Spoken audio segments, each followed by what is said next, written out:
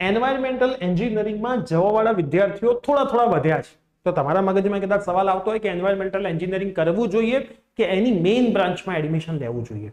હાલનો સિનારીઓ એન્વાયરમેન્ટ એન્જિનિયરિંગનો શું છે? શું સારી કોલેજ એન્વાયરમેન્ટ એન્જિનિયરિંગ ઓફર કરે છે? એનું પ્લેસમેન્ટ કેટલું છે? તો આજના વિડીયોની અંદર હું એન્વાયરમેન્ટલ એન્જિનિયરિંગની બધી જ માહિતી તમને 1 by 1 આપવાનો છું. તો યસ દોસ્તો, મારું નામ છે પ્રિયેશ પટેલ. તમારું બધાનું હાર્દિક સ્વાગત છે પ્રિયેશ વિદ્યાપીઠ યુટ્યુબ ચેનલની ઉપર. સૌથી પહેલા ચેનલને સબસ્ક્રાઇબ કરીને બેલ નોટિફિકેશન પ્રેસ કરી દો એટલે આવનારી બધી જેસીપીસીની અપડેટ તમને ઘરે બેઠા મળતી રહે. વોટ્સઅપ ગ્રુપ ડિસ્ક્રિપ્શનમાં છે, લિંક છે, જોડી લેજો. ના જોડાયા હોય તો અત્યાર સુધી, અને ઇન્સ્ટાગ્રામ હેન્ડલ પ્રિયેશ વિદ્યાપીઠ પર લાસ્ટ યરના કોલેજના કટ ઓફ મુકાઈ રહ્યા છે, એ પણ ખાસ એક વખત વિઝિટ કરજો. હવે તમારો જે સવાલ છે એન્વાયરમેન્ટલ એન્જિનિયરિંગનો, એના ઉપર આપણે 1 by 1 પ્રકાશ પાડીએ કે ભાઈ એન્વાયરમેન્ટલ એન્જિનિયરિંગ એકચ્યુઅલમાં છે શું? તો એ પ્રદૂષણનો અભ્યાસ કરીને એને અટકાવવાનું કામ કરે છે. મુખ્યત્વે waste management, pollution control, energy audit વગેરેનો અભ્યાસ કરવામાં આવે છે અને 65 થી 70% સિલેબસ તો સિવિલનો છે. સિવિલમાં તમારે કવર થઈ જ જાય છે. એન્વાયરમેન્ટલમાં ગવર્મેન્ટ જોબની તકો નહીવત છે, જ્યારે સિવિલ એન્જિનિયરિંગ માટે તો ગવર્મેન્ટ જોબની તકો સારી એવી આવતી રહેશે. એન્વાયરમેન્ટલ એન્જિનિયરિંગ કર્યા પછી જોબની તકો લિમિટેડ થઈ જાય છે. મોટાભાગની તકો લેબ ટેસ્ટિંગમાં હોય છે, હવા, પાણી અને માટીનું પરીક્ષણ. BSc chemistry, BSc microbiology, chemical engineer અને સિવિલ એન્જિનિયરિંગ પણ લેબ ટેસ્ટિંગનું કામ તો કરી શકે છે. હવે તમે ગવર્મેન્ટ જોશો, ચાન્સ બહુ ઓછા છે. પ્રાઇવેટ જોબ, ગુજરાતમાં સ્કોપ કે બિઝનેસ, બધાના ચાન્સ ઓછા છે. સૌથી સારી એન્જિનિયરિંગમાં ગવર્મેન્ટ કોલેજ કહેવાય છે એલડી એન્જિનિયરિંગ અમદાવાદ. એમાં એન્વાયરમેન્ટલ બ્રાન્ચ ચાલે છે. એનો પ્લેસમેન્ટનો ડેટા એની વેબસાઇટ ઉપર હોય છે. તમારે એક વખત એ પ્લેસમેન્ટનો ડેટા ચેક કરી લેવો, તમને આઈડિયા આવી જશે કે એન્વાયરમેન્ટલનું કેટલું મહત્વ છે. સાથે સાથે જો તમારે એન્વાયરમેન્ટલ જવું હોય તો હું એવું કહીશ કે એની મેઇન બ્રાન્ચમાં જાઓ.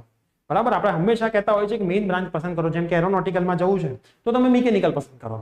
કોમ્પ્યુટર આઈટીની જેટલી પણ ડેટા સાયન્સ છે, સાયબર સિક્યુરિટી છે, એઆઈએમએલ છે, એ બધામાં જવું છે તો કોમ્પ્યુટર પસંદ કરો, સીએસસી પસંદ કરો, સીએસ પસંદ કરો. એ જ રીતે એન્વાયરમેન્ટલનો શોખ છે તો સૌથી પહેલા બીઈ સિવિલમાંથી કરો, માસ્ટર 100% એન્વાયરમેન્ટલ બ્રાન્ચમાંથી કરજો. હવે એન્વાયરમેન્ટ અને સિવિલનો પ્લેસમેન્ટનો સિનારીઓ બતાવ્યો છે ટોપ ગવર્મેન્ટ કોલેજની અંદર. તો જો 2019માં 5% એન્વાયરમેન્ટલનું થયું હોય તો 21% સિવિલનું છે. 2020માં 8 અને 15%, 21માં 8 અને 13%, 22માં 15% એન્વાયરમેન્ટ, 41% સિવિલ એન્જિનિયર, 23માં 24 અને 79, અને 24માં 17 અને 50%. મતલબ એન્વાયરમેન્ટલ કરો એની જગ્યાએ તમે સિવિલ કરશો તો પ્લેસમેન્ટના ચાન્સ તમારા વધી જશે. બરાબર, દરેક સેક્ટરની અંદર, જેમ કે કન્સ્ટ્રક્શન છે, પ્લાનિંગ છે, આર્કિટેક્ચર છે, કન્સલ્ટન્સી છે, એ બધાની અંદર સિવિલ વાળાને જોબ મળશે પણ એન્વાયરમેન્ટલ વાળાને જોબ મળશે નહીં. તો ખાસ આ વસ્તુનું તમારે ધ્યાન રાખવાનું છે. એના પછી એન્વાયરમેન્ટલ એન્જિનિયરિંગ, સિવિલ એન્જિનિયરિંગની સ્પેશિયલાઇઝેશન બ્રાન્ચ, જેમ મેં તમને કીધું, સિવિલ જ લેવાય. એન્વાયરમેન્ટલ માસ્ટર ડિગ્રીમાં કરાય. બીઈ બીટેક સિવિલ એન્જિનિયરિંગમાં કર્યા પછી એન્વાયરમેન્ટલમાં તમે માસ્ટર ડિગ્રી કરી શકો છો. અને મોસ્ટ ઇમ્પોર્ટન્ટ, એક પણ એનઆઈટી, ટ્રિપલ આઈટીમાં એન્વાયરમેન્ટલ એન્જિનિયરિંગની બ્રાન્ચ નથી. માત્ર 2 આઈઆઈટી જ ઓફર કરે છે. બરાબર, ખાસ યાદ રાખજો. આમ છતાં જો વિદ્યાર્થીઓ એન્વાયરમેન્ટ કરવું જ હોય તો આઈઆઈટી અથવા એલડી માંથી જ કરજો. આઈઆઈટી અને એલડી માંથી જ કરજો. આ સિવાય એકેય કોલેજમાંથી ના કરતા. અમારી તો ક્લિયર કટ સલાહ છે કે બીઈ સિવિલમાં કરાય અને ત્યારબાદ એમઈમાં એન્વાયરમેન્ટલનું વિચારાય. તોય જો કરવું જ છે તો આઈઆઈટી અને એલડી માંથી જ કરજો, ત્યાં મળે તો ખાસ ધ્યાન રાખજો કે એન્વાયરમેન્ટલ એ સબ બ્રાન્ચ છે, કોર બ્રાન્ચ છે. એન્વાયરમેન્ટલમાં 2 આઈઆઈટી અને એલડીમાં મળતું હોય તો 100% કરજો, બાકી ના કરતા. બાકી શું કરશો? સિવિલ કરી લેજો અને માસ્ટર્સમાં એન્વાયરમેન્ટલમાં લઈ જજો. તો આ વિડીયો તમારા જેટલા પણ મિત્રો છે બધાને ખાસ શેર કરજો. મળીશું આવી જ કોઈ નવી અપડેટ સાથે.